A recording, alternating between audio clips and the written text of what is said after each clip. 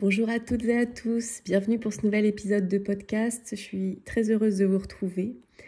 Avez-vous déjà remarqué que vos animaux domestiques semblent parfois ressentir des choses avant même que vous ne les manifestiez, qui semblent comprendre vos émotions ou qui reproduisent des comportements qui vous rappellent ceux de vos ancêtres? Et savez-vous que selon certaines théories, les animaux de compagnie peuvent jouer un rôle dans le système familial de la même manière que les membres de notre famille biologique ou de cœur? Et si je vous disais qu'ils peuvent être les porteurs de certaines de nos blessures transgénérationnelles, ou même venir réparer des failles dans notre histoire familiale? Je suis Fanny, thérapeute spécialisée en mémoire transgénérationnelle, constellation familiale et psychogénéalogie. Ça fait plus de 10 ans que j'anime des constellations familiales, chamaniques et des stages de libération transgénérationnelle. Et à travers ce podcast, je vous partage mes connaissances, mon expérience et mes réflexions. J'espère vous aider à observer vos dynamiques familiales, à conscientiser ce qui entrave votre épanouissement. Je vous remercie de liker, de vous abonner à ma chaîne et de commenter. Ça me permet de soutenir mon travail. Vous pouvez aussi me retrouver sur Instagram pour des vidéos complémentaires, des soins énergétiques de libération transgénérationnelle, même si ça ne remplace pas un accompagnement avec un professionnel. Et si vous en ressentez le besoin, vous pouvez me contacter pour faire une constellation familiale ou participer au stage. Le prochain est le 1, 2 et 3 février à côté d'Angers. Et vous pouvez me contacter, il sera vraiment axé justement sur nos liens avec nos ancêtres et nos mémoires familiales. Dans ce nouvel épisode de podcast, nous allons explorer ces dynamiques fascinantes en nous appuyant sur la méthode des constellations. C'est-à-dire, on va voir comment nos animaux domestiques, au-delà de leur rôle affectif évidemment, ils peuvent être des acteurs dans la transmission des émotions et des traumatismes familiaux. Les animaux domestiques, ils sont vraiment en lien avec tout ce qu'on porte au niveau transgénérationnel. Donc commençons par un élément central qu'on retrouve dans les constellations familiales, c'est l'idée que tous les membres d'un système familial ont un rôle, même ceux qui ne sont plus présents physiquement. Chaque membre de ta famille, qu'il soit vivant ou décédé, biologique ou famille de cœur, donc ceux qu'on a choisis au niveau des liens affectifs, pas biologiques, ils ont une place à occuper.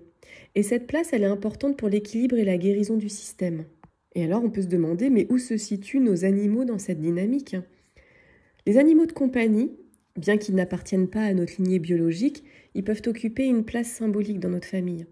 Ils peuvent par exemple incarner un membre disparu ou alors réparer une rupture non résolue dans l'histoire familiale. Ils ne sont pas simplement des bénévoles de notre bien-être émotionnel, ils peuvent avoir un rôle réparateur bien plus profond. Les animaux, ils ont souvent un lien intuitif avec leur maître, mais cette connexion, elle peut aussi être influencée par des blessures transgénérationnelles, ou peut-être même des secrets de famille ou des dynamiques qui n'ont pas été résolues. Par exemple, un chien qui montre une anxiété excessive, il pourrait être la résonance d'un traumatisme ancestral, un comportement qui n'a jamais été traité au sein de la famille humaine. Et tout comme un enfant ou un parent peut symboliquement occuper une place laissée vacante dans le système, un animal, il peut aussi porter une mémoire émotionnelle. Parfois, un chat, un chien ou même un cheval peut incarner le rôle d'un ancêtre, porter une charge émotionnelle ou être le porte-parole de ce qui n'a pas été dit dans la famille. Je te donne un exemple. Si tu prends l'exemple d'un chien qui montre des comportements de protection excessive, ça pourrait symboliser un ancêtre qui a été témoin d'une guerre, d'un conflit ou d'une rupture traumatique. Et l'animal, en sa qualité de porte-parole émotionnelle, il pourrait être celui qui répercute ses émotions non résolues. En fait, il sert de miroir aux blessures transgénérationnelles de la famille.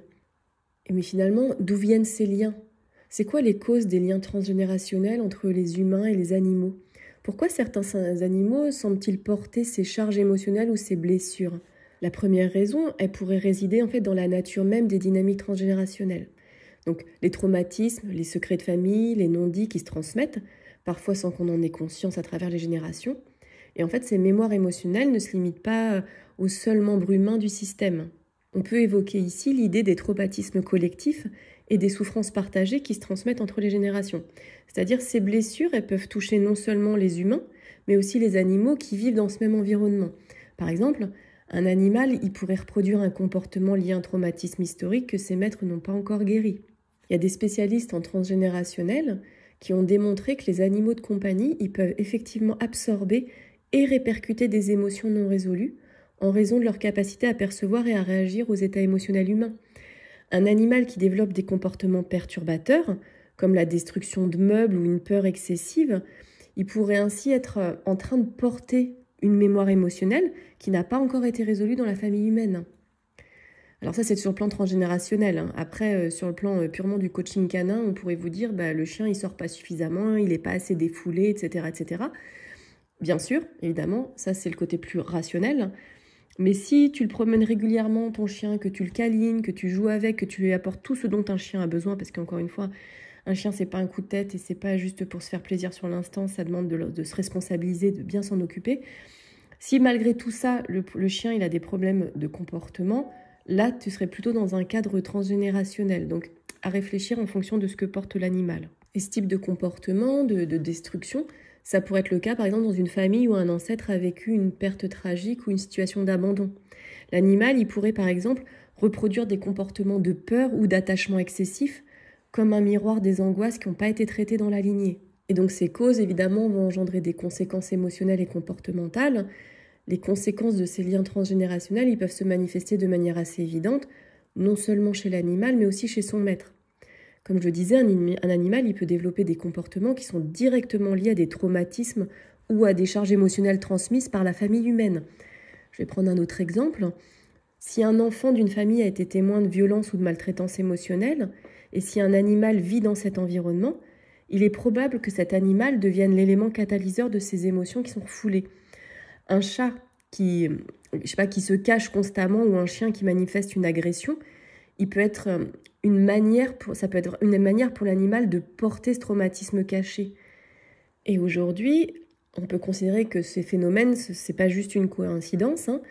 Il y a certains experts en psychologie des animaux aujourd'hui qui le disent, que certains animaux développent des comportements reflétant les émotions de leurs propriétaires.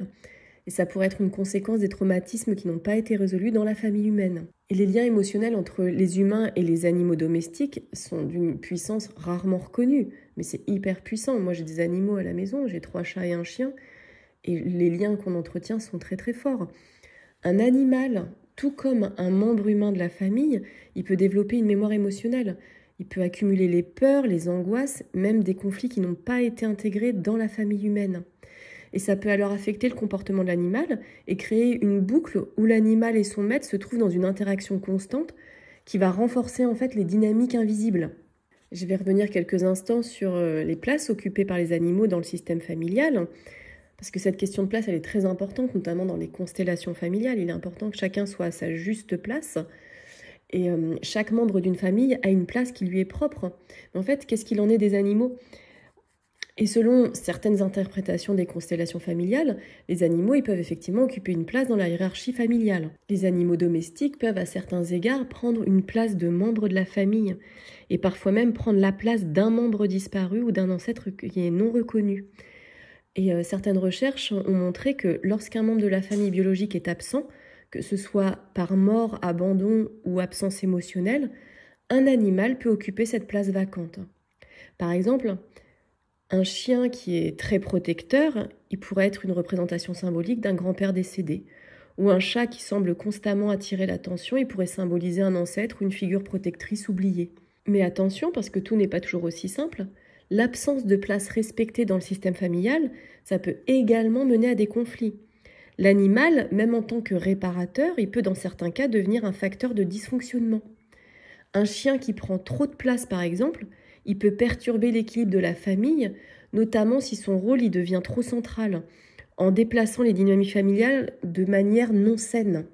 C'est-à-dire que lorsqu'un animal est perçu comme un réparateur des souffrances ancestrales, ça peut parfois amener à une surcharge émotionnelle pour l'animal, ce qui peut à son tour affecter sa santé physique et émotionnelle. L'animal, il devient alors un miroir des déséquilibres qui n'ont pas été résolus dans le système. En conclusion, les animaux domestiques, ils sont bien plus que des simples compagnons. Ils peuvent jouer un rôle central dans la guérison des blessures transgénérationnelles, en incarnant des mémoires familiales ou en venant réparer des manques émotionnels non traités. Ils occupent une place dans notre système familial, parfois explicite, parfois implicite, mais en tout cas, elle est toujours significative. Alors donc, mais comment reconnaître ce rôle de manière consciente ? Comment comprendre si notre animal porte en lui des mémoires héritées ou s'il est simplement le miroir de nos propres émotions ? Il est important en fait de rester attentif au comportement de nos animaux, mais aussi aux dynamiques familiales et aux souffrances qui n'ont pas été résolues. En fait, Peut-être qu'en les écoutant, en les observant avec plus de profondeur, on peut saisir ce qu'ils tentent de nous dire, de nous montrer. Et avant de terminer, je vous invite vraiment à la réflexion suivante, c'est quel rôle votre animal de compagnie joue-t-il dans votre vie émotionnelle ? Avez-vous remarqué des comportements qui pourraient être liés à des mémoires familiales, des traumatismes non résolus ou des dynamiques transgénérationnelles ? Et ce serait hyper intéressant si vous pouvez mettre en commentaire les observations que vous avez faites par rapport à vos animaux domestiques, si vous rappelle quelqu'un ou vraiment ce qui vous apporte concrètement vous dans votre vie émotionnelle, c'est hyper intéressant à analyser. Et je vous encourage vraiment à partager vos réflexions, vos expériences et vos questions dans les commentaires ou sur mes réseaux sociaux.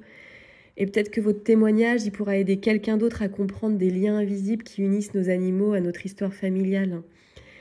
Voilà, en tout cas, c'est terminé pour ce podcast. Merci de m'avoir écouté.